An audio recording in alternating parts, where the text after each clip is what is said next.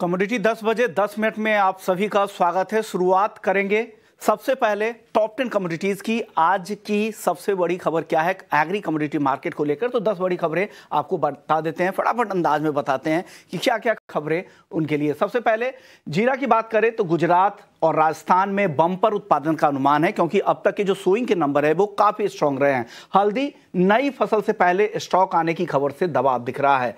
धनिया एक्सपोर्ट में सुधार से यहां पर तेजी है, 7,700 के आसपास धनिया का जनवरी वायदा ट्रेड कर रहा है। ग्वारगम कल 1% की तेजी दिखी, 11,000 के ऊपर चला गया। ग्वार सीड आधे % की कल तेजी दिखी, 5500 के ऊपर चला गया था, लेकिन अभी भी दायरे में ही कारोबार हो रहा है।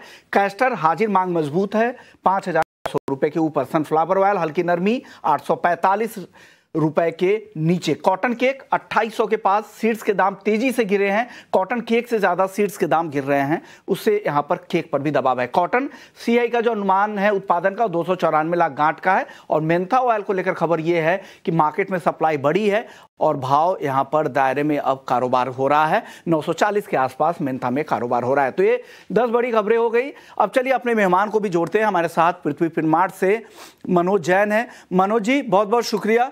सर सबसे पहले एग्री मार्केट पर आपकी चाल समझेंगे, क्योंकि अभी अभी मार्केट की ओपनिंग हुई है। जीरा सबसे पहले बताइए, बम्पर उत्पादन का इस बार अनुमान है, सोइंग के जो अब तक के जो नंबर आए हैं वो भी काफी स्ट्रांग है। क्या लग रहा है, किस तरह की चाल आपको यहां से दिख रही है? जनवरी का वायदा 38,000 रुपए के आसपास है, क्या करें यहां पर? नमस्कार विश्वमोहन जी। एक अच्छी जो है करेक्शन हम कह सकते हैं कि हमने ऊपरी स्तरों से जीरा में देखी थी, उसके बाद अब निचले स्तरों पर ये कंसोलिडेट करता हुआ दिख रहा है। तो हमारा मानना है कि वेरी शॉर्ट टर्म अगर हम 15 दिन से 1 महीने की बात करें तो एक दायरे का ट्रेड यहाँ पे जीरे में देखने को मिलेगा। हमारा मानना है कि 36,000 अब यहाँ पे एक सपोर्ट जो है वो रहेंगे शॉर्ट टर्म में, और ऊपरी लेवल्स पर 42,000। तो एक 36,000 से 42,000 का दायरा अगले 1 महीने में देखने को मिलेगा। हालांकि यहाँ पे सोइंग के जो नंबर्स है वो काफी इंकरेजिंग है, लेकिन अभी क्रॉप के अराइवल में काफी लंबा समय है, और एक ये शॉर्ट कमोडिटी होने के चलते यहाँ पे ग्रेजुअली जैसे जैसे डिमांड पिकअप होगी तो एक सपोर्ट निचले स्तरों पर देखने को मिलेगा। तो अब ये लेवल पे शॉर्ट की सलाह नहीं रहेगी। इवन यहाँ पे अगर 37,000 के आसपास के भाव मिले तो बाय कर सकते हैं 35,800 के स्टॉप लॉस से। शॉर्ट टर्म में हमारा मानना है कि 40 से 42,000 तक के लेवल्स फिर एक बार देखने को मिल सकते हैं। शॉर्ट टर्म में 40,000 के लेवल दिख सकते हैं। शॉर्ट करने की सलाह अब जीरे में यहां से नहीं है, मनोज जी ऐसा मानते हैं, लेकिन अगर आपकी रिस्क एपेटाइट ज्यादा है तभी आप यहां पर आए। अगर हेजिंग के लिए आना चाहता है तो कोई बात नहीं है। अब बात करते हैं कोरिएंडर की। धनिया की बुआई काफी कम हुई है, मनोज जी क्या लग रहा है यहां से, किस तरह की चाल आपको धनिया में दिख रही है? क्या धनिया के दाम आगे बढ़ेंगे? एक्सपोर्ट के जो नए नंबर आ रहे हैं उसमें भी काफी इंप्रूवमेंट दिख रही है, क्या करना चाहिए धनिया में? बिल्कुल, धनिया एक अच्छी कमोडिटी लगती है वर्ष 2024 के लिए, और हम देख रहे हैं कि जिस तरह से पिछले साल यहाँ पे रिकॉर्ड जो है प्रोडक्शन थी धनिया की, तो उसके चलते इस बार सोइंग में बड़ा जो है डेफिसिट देखने को मिल रहा है। लगभग 30 से 40% की बुआई यहाँ पे कम देखने को मिल रही है। तो उसका निश्चित तौर पे सपोर्ट जो है कीमतों में देखने को मिलेगा आने वाले समय में। हमारा मानना है कि धनिया में यहाँ पे 7,600 के स्तर पर जो जनवरी वायदा है उसमें बाय करके चल सकते हैं। 1 से 2 दिन के लिए जो लक्ष्य है वो 7,900 का रहेगा, स्टॉप लॉस 7,440 का रखें। लेकिन हमारा मानना है कि शॉर्ट टर्म में अगर 1 से 2 महीने की बात करें तो 8,100 से 8,200 के लेवल्स जो है फिर यहाँ देखने को मिल सकते हैं।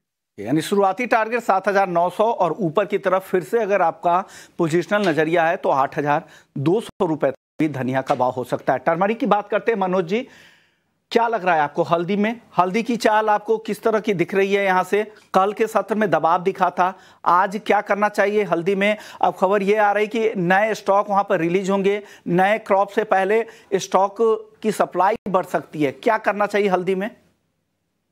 हल्दी यहाँ पे पिछले काफी समय से एक दायरे में देखने को मिल रही है। हालांकि परसों हमने ऊपरी लेवल्स पे 6% के सर्किट लगते हुए देखे थे, और कल फिर एक बार मुनाफा वसूली आती हुई नजर आई थी।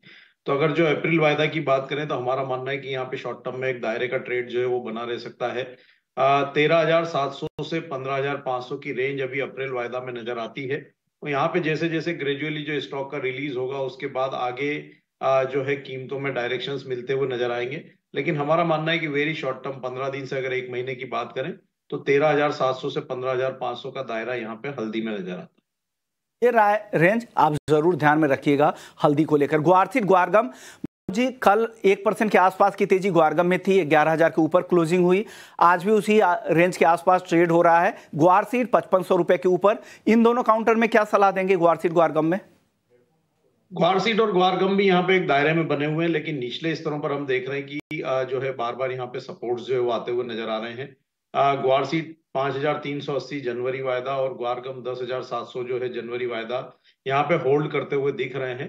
तो हमारा मानना है कि यहाँ पे बाइंग की ही रणनीति बना के चलना चाहिए। अगर ग्वार सीड में किसी को पोजीशन लेना है तो 5,480 के जो स्तर है वो बाइंग के लिहाज से बेहतर होंगे। हालांकि यहाँ बड़ी तेजी नहीं दिख रही, लेकिन 5650 तक के स्तर फिर एक बार देखने को मिल सकते हैं। वहीं अगर ग्वारगम की बात करें तो यहाँ 10,850 के स्तर के आसपास जो है बाय कर सकते हैं, 10,660 के स्टॉप लॉस से। ऊपर में 11,350 तक के लक्ष्य यहाँ रख करके चल सकते हैं।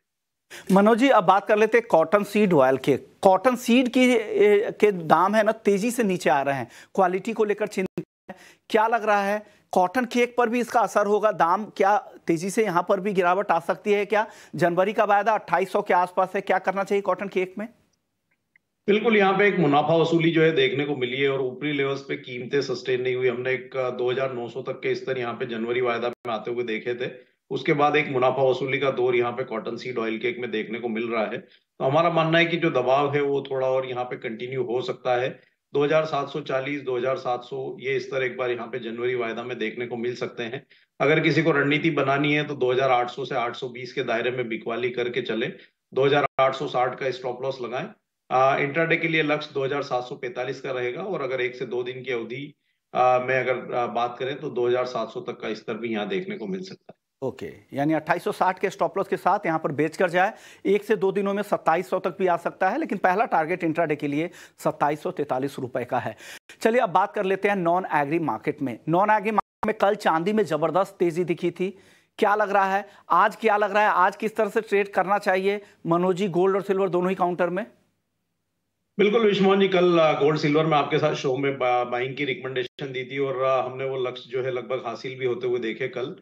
यहाँ पे जिस तरह से यूएस फेड ने वर्ष 2024 में 3 रेट कट के संकेत दिए हैं और जो डॉलर इंडेक्स और यूएस बॉन्ड यील्ड में गिरावट देखने को मिली है, तो हमारा मानना है कि वो आगे भी सोने और चांदी की कीमतों में जो है अच्छा सपोर्ट बनाकर चलेगी। शॉर्ट टर्म में इंटरनेशनल मार्केट में सोना $2,100 और चांदी की कीमतें 25 से $25.5 जो है वो देखने को मिल सकती है। वहीं भारतीय बाजारों की अगर मैं बात करूं तो 63,200 सोना और 76,500 चांदी, ये स्तर जो है अगले 1 से 2 वीक में देखने को मिल सकते हैं। तो यहाँ पे बाय ऑन डिप्स की रणनीति बना करके चलना चाहिए। सोने में फ्रेश बाइंग का जो स्तर है वो 62,300 का रहेगा।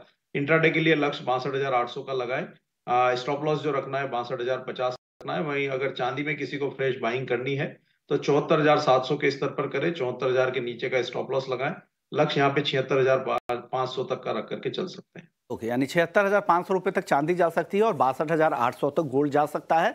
तो ये दोनों खरीदारी की सलाह मनोज जी की तरफ से आ रही है। अब बात कर रहे थे कच्चे तेल की। मनोज जी, कल के सत्र में एमसीएक्स पर 4.25% तक की तेजी दिखी कच्चे तेल में। आज मामूली गिरावट है, आधे % के आसपास की। क्या लग रहा है यहां से किस तरह की चाल कच्चे तेल की दिख रही है? इंटरनेशनल एनर्जी एजेंसी की जो रिपोर्ट आई है वो देखें अगर तो डिमांड आउटलुक में थोड़ा सा इंप्रूवमेंट जरूर नजर आ रहा है। हालांकि डॉलर जो कमजोर हुआ है उससे भी सपोर्ट मिल रहा है WTI क्रूड को। क्या लग रहा है आगे किस तरह की चाल रहेगी कच्चे तेल की? बिल्कुल, कल जो इंटरनेशनल एनर्जी एजेंसी की रिपोर्ट आई थी वहां पे उन्होंने वर्ष 2024 में जो कंजम्पशन के अनुमान है वो 1,30,000 बैरल प्रतिदिन से बढ़ा दिए हैं और उसी के चलते हमने कीमतों में सपोर्ट्स आते हुए देखे थे। दूसरा, डॉलर इंडेक्स और यूएस बॉन्ड यील्ड की भी जो गिरावट है उससे भी सपोर्ट हैं। लेकिन यहाँ अभी भी चाइनीज डिमांड को लेकर के कंसर्न है। आज भी जो चाइना के इकोनॉमिक डेटा आए हैं वो उम्मीद से थोड़े कमजोर ही थे, तो उसके चलते एक यहाँ पे कीमतों में असर देखने को मिल रहा है। लेकिन जिस तरह से आईईए की जो रिपोर्ट में कंजम्पशन में बढ़ोतरी के अनुमान लगाए गए हैं वो कीमतों को सपोर्ट करेंगे। तो हमारा मानना है कि 5,920 के अगर स्तर मिले इंट्राडे में तो वहां फिर एक बार बाय जो है वो किया जा सकता है दिसंबर वायदा। और जो स्टॉप लॉस लगाना है वो 5,845 का लगाना है। लक्ष्य यहाँ पे 6,040 का रख करके चल सकते हैं।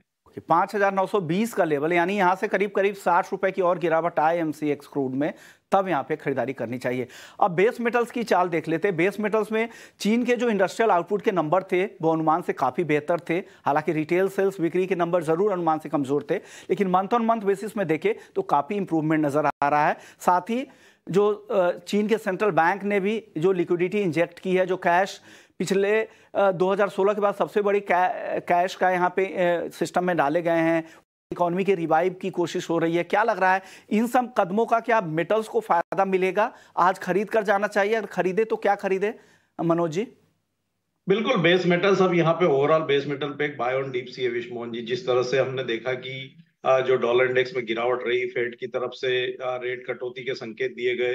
कल ईसीबी और बैंक ऑफ इंग्लैंड ने भी ब्याज दरों में कोई बदलाव नहीं किया। यूरोप की जो इकोनॉमी है वो तेजी से रिवाइव होती हुई दिख रही है। साथ ही चाइना के इंडस्ट्रियल जो प्रोडक्शन के नंबर है वो भी उम्मीद से बेहतर हैं। तो हमारा मानना है कि यहाँ पे डॉलर इंडेक्स की कमजोरी के चलते जो इंडस्ट्रियल डिमांड है वो बेस मेटल्स की आने वाले समय में बढ़ती हुई नजर आएगी। तो यहाँ पे overall base metal by on dips है। कल भी हमने कॉपर में बाइंग की सलाह दी थी 728 के लक्ष्य के लिए, और वो हासिल हुए। यहाँ पे फिर फ्रेश बाइंग की सलाह रहेगी 724 के स्तर पर। लक्ष्य यहाँ पे शॉर्ट टर्म के लिए रहेगा 735 का, और अगर थोड़ा सा मीडियम टर्म की अगर बात करें तो हमारा मानना है कि 750 तक के स्तर भी कॉपर में देखने को मिल सकते हैं। तो 718 के स्टॉप लॉस से कॉपर में डिप्स में बाय की सलाह रहेगी। खरीदे 724 के आसपास का लेवल देखिए, जो करंट लेवल उसे 3-4 रुपए नीचे, 718 का स्टॉप लॉस लगाए। 735 है पहला टारगेट, मीडियम टर्म में ये 750 के ऊपर भी कॉपर जा सकता है। शुक्रिया मनोज जी, आपने वक्त निकाला। तो 10 बजे 10 मिनट के लिए कमोडिटी मार्केट में फिलहाल इतना ही, लेकिन बाकी खबरों के लिए आप बने रहिए हमारे साथ।